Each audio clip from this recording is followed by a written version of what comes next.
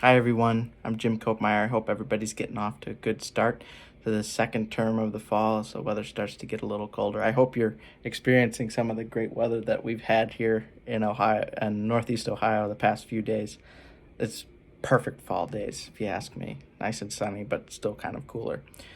Um, I couldn't decide on one artifact to grab. I had a lot of things. I was going around my house trying to figure out something that would sum up best my family's cultural inheritance and background. But I decided on two things, so I narrowed it down for you. Um, the first thing I thought of immediately was a rosary. Now, I'm Catholic, and my family has a lot of rosaries. And so it was actually hard to narrow down which one I wanted to grab. But I grabbed this one. This was one of the leftovers actually from my wedding, which was last year. For our wedding, both my family and my lovely bride's family are Catholic. And the rosary plays a great part in our life. If you know anything about Catholicism, the rosary is a certain type of prayer that's dedicated to Our Lady Mary, the Mother of Jesus. And it's sort of a long prayer. It's a meditative prayer. And it's about 15 minutes long. And it's just a great way to enter into the presence of our Lord and Our Lady and meditate on their lives, and particularly the events that lead to our salvation and our reason for our joy as Christians. And so the rosary's played a big part in my life and shaping who I am. But also this rosary in particular, these we gave out as favors at our wedding, and they were hand tied. As you can see, they're made of little knots. They're hand tied by my now father-in-law. And so this is kind of a special rosary to me. It's green, as you can see. The nice emerald green was one of our wedding colors, and which also speaks a little bit to my cultural inheritance, my personal cultural inheritance, because I'm Irish. And so one of the things we wanted to do was incorporate that a little bit. Actually, you can see behind me this picture from our wedding. It's actually the church we were in, was built by the Cleveland Irish community, which back in the 1800s, that's where we were married. And that's where I've been going to. That's where we've gone to church every week since I was about in second grade.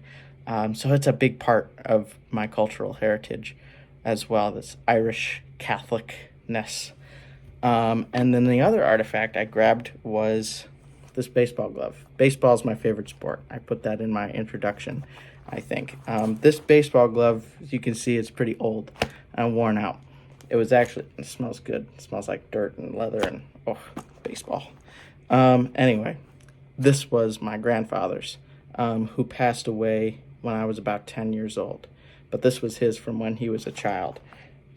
And you can still see, there it is. You can still see his name, Gary, which is my middle name, written on the outside in marker. So this is really special to me. This sits on one of our tables, kind of on display year-round. And baseball, to me, another big part of my cultural inheritance is just being American. And I love our country. I love America. I love our traditions and our national pastime, of course. And so I think these two things together really speak to who I am as a person, as a Catholic, and as not necessarily a baseball player, but as an American, and most importantly, as a family member. As you can see, this is my grandfather's glove, obviously, and this rosary is made by my father-in-law now, and we go to this church that was built by really my ancestors, and I think, those are just some things that are really important to me.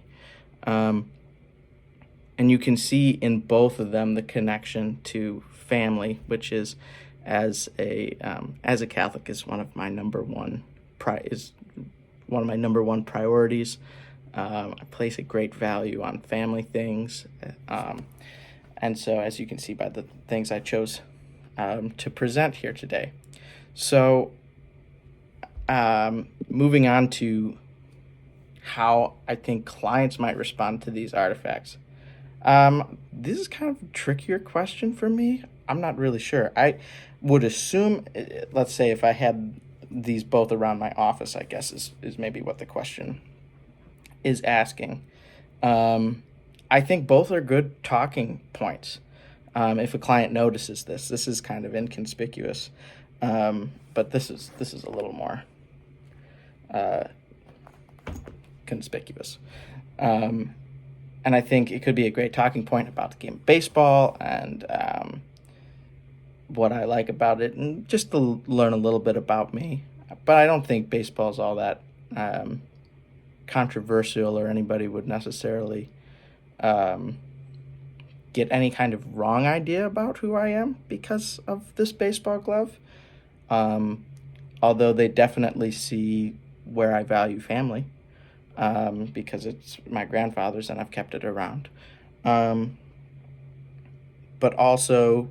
But this rosary, maybe a few other different ideas might enter someone's head. Like anybody who has who might have apprehensions about working with a religious counselor, who obviously I would bracket my own values in counseling, but someone might have an apprehension towards if they have a bad history with the Catholic Church, or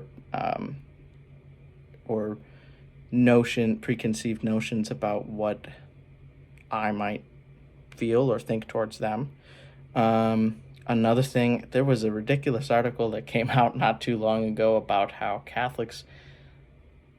the rosary is a symbol of violence for some Catholics. I think this was based off of mistakenly we call a mistaken perspective on the Catholics. Sometimes we call the rosary a weapon. Well, we refer to it as a spiritual weapon, meaning that praying the rosary is very powerful, not to do anybody else harm, of course. That's the opposite of what prayer is intended for. Which brings me to how these articles have shaped me as a person and a prospective counselor. And I would definitely say, maybe leaving aside the baseball glove for now, other than the family values, this rosary in particular, like I said before, it's the opposite of meaning anybody harm. Prayer has been an integral part of my life, and my faith has been an integral part of my life for as long as I can remember. And my faith teaches me the inherent value of every human life and the dignity that every human person has just by being a person and a son and daughter of God. And so it really drives me, I think my faith does, to help others and to see others flourish. And I think as a professional counselor, that's one way in which I can do it. It also teaches me that, I'm called to use my talents to help others flourish and to help others live, to use a kind of a popular term now, to live their best lives. And I think that in becoming a professional counselor, I'm kind of responding to that call. So these are, I guess, two of my most precious family artifacts, and that's what they say about me as a person and as a potential counselor.